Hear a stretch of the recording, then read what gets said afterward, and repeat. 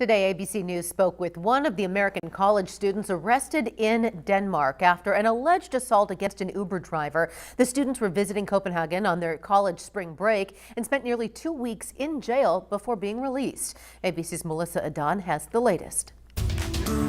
We had done nothing wrong.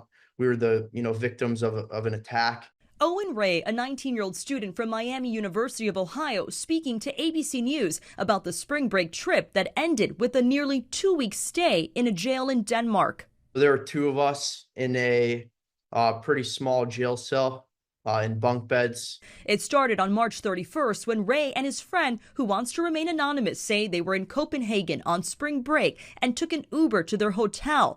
Ray says they canceled the ride when they realized they put in the wrong address. After we got out of the car, we walked a few blocks away. The Uber driver then drove around. He found us. He then got out of the car and started yelling at us, thinking he hadn't been paid for the Uber, but in fact, he had been paid for the Uber.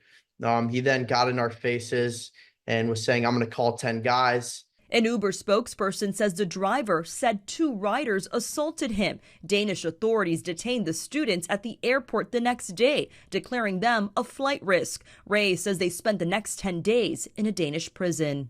We spent 23 hours a day in the cell. We had 1 hour a day of yard time. We were allowed to make 1 phone call a week.